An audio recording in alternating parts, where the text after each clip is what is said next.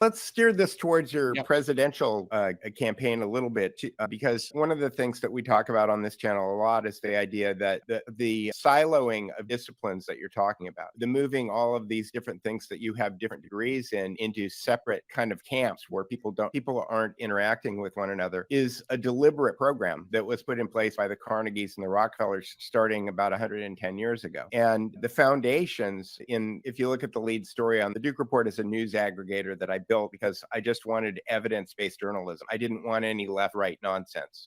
But the story on the Duke Report, lead story on the Duke Report, comes from the LaRouche PAC, and a guy named Robert Ingram, I think that's his name, was talking about how foundations really control our society right now with almost godlike power, and they become immortal by virtue of the fact that their boards of directors may come and go, but the corporations continue to live on with these giant pools of money that they can use in order to apply pressure on politics and society. How do we fix that? How would a president, Dr. Shiva, fix that problem? Yeah, so Peter, I think it's good to restate the observation of the problem, right? You have foundations, by the way, to people who don't know, someone with a lot of money, like Bill Gates, can donate, he can create the Bill Gates Foundation, donate billions of dollars to that foundation, and also control the foundation, right? Avoid paying taxes. The rule is 5% of the foundation's assets have to be donated per year, right? And they have all sorts of ways that they can do this kind of work, right? But what Bill Gates is fundamentally, if you take him as an example, is what he's done is move money that would have gone into the tax revenue and moved it to a non-governmental entity. And then they could pool these monies together, which is what they're doing, right? Warren Buffett, all these guys.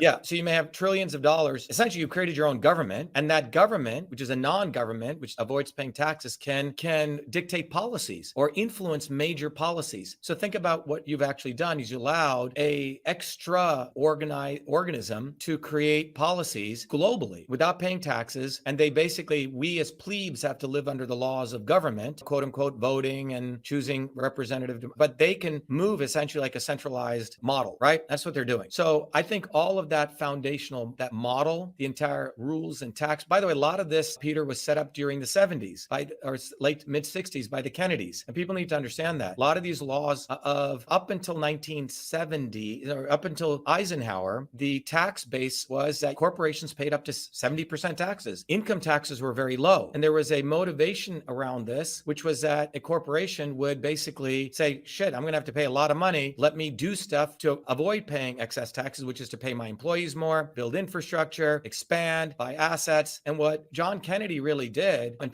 he's the one who allowed offshoring of accounts, the Cayman Islands, right? Setting up stuff in Ireland. So a lot of this stuff came out around the Kennedy era, and people need to recognize that. So what we're living today is the reality of elites can create their own governments, and they call it non-governmental entities. And in my view, all of that capability needs to be gotten rid of. Clinton Global Initiative. You go to see how much money that they've leveraged for themselves to manipulate all sorts of policies. Overnight, Gates can manipulate health policies overnight and much faster than any government can even keep up with them, because they can just do it with the stroke of a pen. So in my view, all of this stuff should be made illegal. It should never have been allowed, starting in, as I mentioned, in the 1960s, 70s. But these policies that have taken place, the effect of it has been quite destructive to the average person. There's a flyer that we go out and distribute. I don't know if you can see it. People can go to shivaforpresident.com. So what we did was, on the presidential side, when I launched my campaign, Peter and George, we made a very simple flyer. Look, the amount of shadow banning Musk does, the amount of boosting that they do to all their candidates that they want, forces me to go back to what I used to do in the 1980s when I was a teenager at MIT, was to distribute flyers. This flyer is a powerful weapon. It's got our branding on top, but it says a lesser of two evils is killing your children. All right. And what do we mean by that? You saw Alex Jones, that doofus, yesterday say, oh yeah, we got to vote for Trump, right? He's not perfect, but we got to vote for him, the lesser of two evils model. Where has a lesser of two evils gotten us? And if you look at this graph, it makes it quite clear. This graph is not my graph. It's out of Kaiser Permanente. And what this graph shows is, over the last 60 years, the United States life expectancy is an upside down umbrella. And it's not just COVID. Everyone says, oh, it's COVID. No, it's been going on. The deviation started in the late or early 80s from the policies of the 60s and 70s. And all of these policies in aggregate have resulted in the fact that your child's life expectancy will be less than yours. And that is not any one issue that created that. It's a systems issue. It's a fundamental systems issue. It's the fact that we had massive income inequality. It's the fact that we've created an environment where we created the doctor cannot even talk to the patient, a la Obamacare. We have all these poisons and other types of disruptors in the environment. It's defeats occurred because of the incredible amount of destruction to the immune system of people. So these policies, when I look at this curve as a system, as an engineering systems guy, I say this curve, behind this curve is a destruction of the immune system. And what is the immune system? It involves many subsystems, right? Autophagy, oxidative stress, right? Inflammation. And every policy that they've done, George and Peter, has resulted in that. Lockdowns, promoted by Booby fucking Kennedy, promoted by Trump, promoted by all these guys, every single one of them, resulted in people getting depression, people not being able to see their loved ones, staying out of the sun. All those things contributed to the destruction of the immune system. So when people say, I want to vote for Trump, he's the lesser of two evils. He's the one, by the way, who gave a commendation award to Fauci 12 hours before he left office. That's what these guys have done, Democrat and Republican. And that's why this flyer is a beautiful flyer because it's a weapon. It says, look, all of this has resulted in the need for a systems overhaul. And then we teach people what is a system. And people can go to the Swarm video. If people haven't seen it, we have the QR code. People can scan it as their, we hand this out at the train station. They can watch the video, understand who is the enemy. And then on the right side of the flyer, we give people the solution. The solution is obviously, we're the only game in town who wants to solve this. And then we educate people on taking a systems approach. People can go to truthfreedomhealth.com. They can get an MIT level education for pennies. And then we educate people to come to our open houses. And what we do, Peter, at our open houses, it's not, oh, when I get elected president, I'm going to do this for healthcare. When I win the president, I'm going to do this. At our open houses, we rotate through various topics: healthcare, environment, education, innovation, governance, and economy. And each one of our town halls, which is at 8 p.m. every Thursdays, we actually take the issue, we give a solution, George and Peter, that people can do right now to affect their families. It's very practical stuff. Now, if I get elected president, I'll just have access. Am I going to do anything different? No, in my view, I'll continue to use a bully pulpit of the presidency to reach 8 billion people. So that's what that flyer is. And our goal is we'll hand out about 50 million of these before end of 2024. We have close to 350,000 volunteers now on the ground globally. And every day people get on the ground. It's old school 1920s. You go hand this out and people print them out on their own. But I hope that answers your question. Even numeral 4 for president. Exactly. You're running as an independent. And I remember when John Anderson ran, I think in 1980, and that's probably the best showing that an independent's had. I guess maybe Ross Perot in 92 might be another. What do you think about that?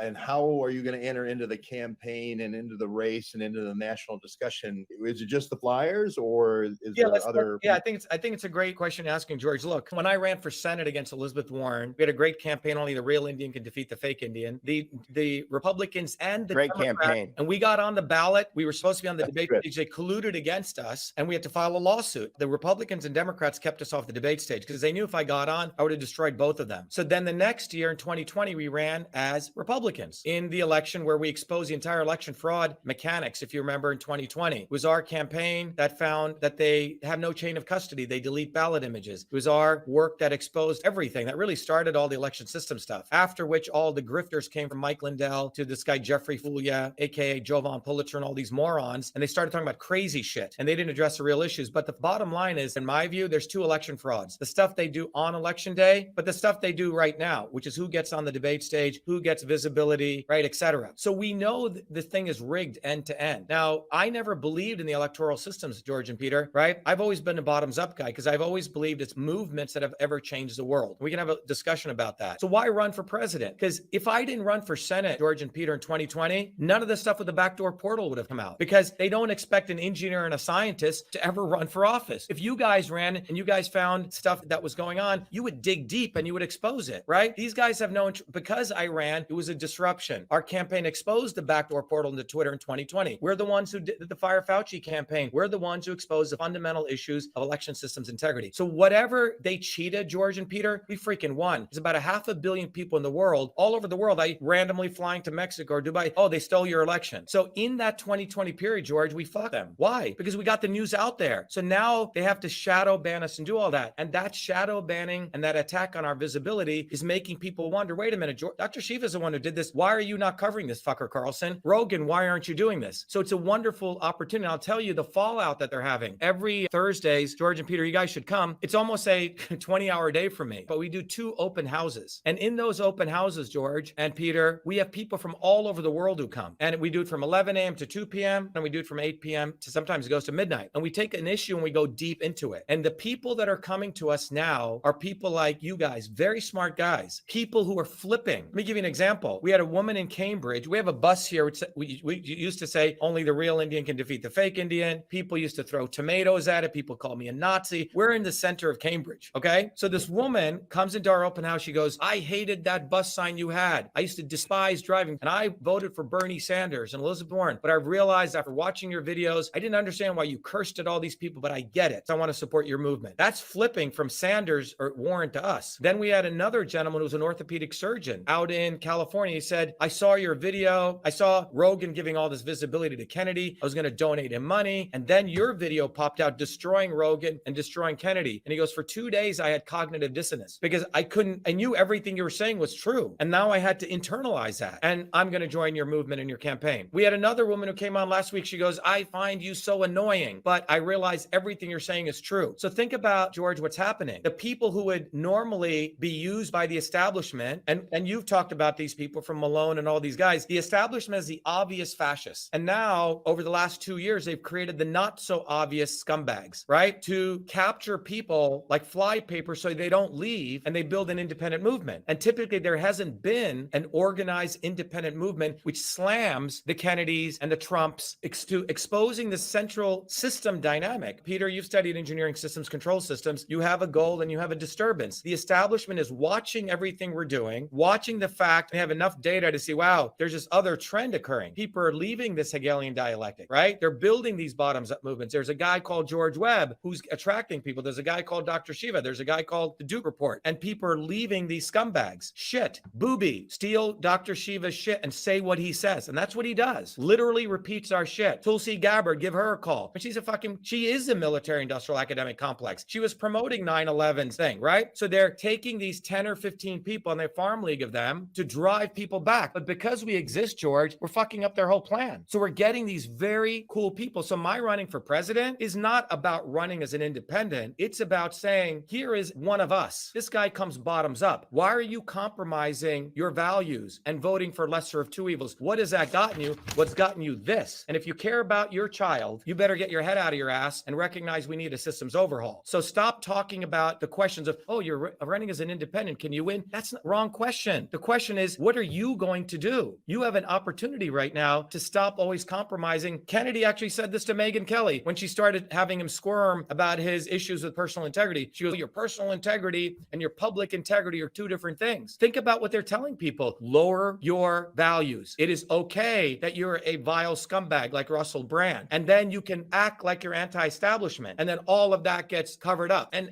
that is what we're breaking through, George. So I was just going to say, I have one critique. You had mentioned the fact that the guy went into cognitive dissonance for 2 days. And the note that I made to myself, and it's because I've only been studying this for about 4 years now, but linguistics is a system too, that these guys have learned psychological operations techniques. And the example that I like to give people all the time is that Tucker and Hannity and Rachel Maddow, it doesn't matter, Bill Maher, it doesn't matter which side you're on, they all use this technique in their monologues called mere agreement or yes ladders, where they build things up. And I guess my critique is that the use of expletives is a great way to get people's attention, but the way that it's usually used masterfully is to follow it up with a suggestion, because what you do is you put people into a trance state when you use an expletive. You stun them. And at that point, you have a giant opportunity to slip an idea in there. Hypnotists call it a suggestion. And so I think that your passion comes through, and I think that it really works. But my thought is that if you use more of a systems approach to linguistics, which is what they do, that it might be more effective. So let me give you a critique back to your critique, okay? All right. So here's the deal. I've studied all these methods. There's something called ethics, okay? Here's the deal, right? The Indian yogic system is quite powerful, okay? For thousands of years, people understood the mind, body, and the mind-body interaction. Now, when you learn many of this stuff, you have to be very careful because you can use it to manipulate people, Peter, or you can be sincere and you can let people make up their own decisions. I choose the latter because all of these techniques were actually evil techniques. And so the approach I take is to just be very honest, like how I would speak growing up in New Jersey, all right? Because working class people don't study NLP. And what the elites do not want people to do is to flow through their natural way of being, because language is thought, all right? And so the thought forms that they want to create are thought forms which are very manipulative, controlled thought forms. And I choose purposefully not to do that, okay? And the NLP guys, in my view, you are doing something evil because they've taken a reductionist model to understand how language works and you can program. My view is something different. My view is we have to shatter the swarm. Look, having studied neural networks, right? What you're actually doing is shaking people's neural networks so they can reset it. They can make a choice. And when people make a choice on their own versus manipulation, it's a very different journey that they go through. So the people that come through us in this process have gone through their own self-reflective journey, and they need to understand the systems. Look, Tulsi Gabbard, the unit that she just took over as Lieutenant Colonel, is the psychological operations unit of the military. And if you hear her talk, she sounds like a fucking robot. I don't understand. If you hear her talk, the way I talk is the way I talk. Sure. I guess the way that I would look at it is that it's like a hammer screwdriver question. It's if you can use a hammer to kill somebody or you can use a hammer to build a house. Yeah. And so that's where I'm coming from. I'm looking at it. What I'm saying is, if you should come to our Saturday meetings, okay? So you get some better data. When was the last time someone says, yeah, I'm going to buy this from you, and you're so fucking annoying, George? That's a very different kind of model now we've created. We are just telling the truth and forcing people to overcome the marketing and all the bullshit. You see? So that's what they want. Look, in a previous life, I've won 2 major ad awards, okay? I work with people like White & Kennedy, which is the agency that does Nike's work in California. So I could do all that shit. You come to a NIH event and you won't see me cursing because obviously it's a different environment, okay? But this is a fucking street fight right now. And they don't expect us to fight on this level. And these people like Vivek Ramaswamy, that guy needs to be slapped upside the head, okay? If he came into Newark, he wouldn't talk his bullshit. Guy's a Maximus bullshitter. And the psychological operation is they found a brown-skinned guy. And so many people mistake him for me. That was by design, Peter. No doubt. I have no doubt about that. Yeah. Peter, I have a comment. There's something very new here in politics. I've never seen this before, which is a systems approach. So what do people need to do to make sure you're on the ballot in the 50 states? Yeah. So, George, you're asking an important question. In the United States, because we live in this thing called a republic, every state has different rules for a presidential candidate to get on the ballot. So in Ohio, you have to get 5,000 signatures on something called nomination papers by citizens who live in that state who say, yes, I want Dr. Shiva to be on the ballot. And those 5,000 signatures then need to get given to the Secretary of State, who will say, okay, we're going to put him on the ballot. Every state is different. In Florida, we have to do 2 levels of paperwork. First, we have to announce I'm running, and we have to get 133,000 signatures. Okay. In Washington, we have to have what's called a convention, right? So every state is a little bit different. So number one thing that people can do is, first of all, go to Shiva #4 president.com. That's the website. And first thing this is a little important thing, is I want people to get one of these bumper stickers. Now, why do I say that, George? Because your car is your car. And you put one of these bumper stickers on the back window, on the back left corner, 100,000 people will see it per day. The second thing people can do is go to the Shiva for President website and you can download one of these flyers. Okay. So those are the 2 important things. And then on the volunteer, we want people to volunteer. If you notice, throughout this conversation, I've not begged for money once. These guys are out there begging. No one should give money to any of these guys. One guy's a golden plated toilet seat. Kennedy is a freaking trust fund. And all they do with your money is they take it and give it to their consultants and their friends. What we're telling people to do, George, this campaign is about you. All right, guys, so I hope that was helpful. That was my interaction with George Webb and Peter over at the Duke Report. So again, as we said, the 3 or 4 things we want people to do is, number 1, go to shivaforpresident.com, become a volunteer. We need to get on the ballot in every state. But right away, get one of these bumper stickers. It's really easy, about $5, and put it on the back of your car, okay? And send me a picture of it when you do that. The other thing is, go to shivaforpresident.com, get one of these flyers, print it out, hand them out to your friends, become an educator. It's something everyone can do. You become the agent of change. I'm just providing you the tools to do that. But go to truthfreedomhealth.com, become a warrior scholar. When you donate to our campaign, we give you access to all the content and knowledge, because this is not about me just using the campaign, which is what all these guys are doing, to make millions and millions of dollars for themselves and their consultants. So they're all scumbags. So recognize that this is about you, but get involved. It's great to hear the wonderful comments here, but I wanted to create an environment, an ecosystem, so all of you guys could connect and take simple actions. But this flyer is very powerful because it really says on this side what they've done to us. They're destroying your children, and then what the solution is. And every Thursdays, we do these open houses. And you're all, by the way, it should be truthfreedomhealth.com, and come to our open house, 11 a.m. or 8 p.m. every Thursday. Go sign up and join us, because we are here to build a movement. We're not here to just complain and whine, and it's happening. So be a part of the change. And thank you very much, everyone.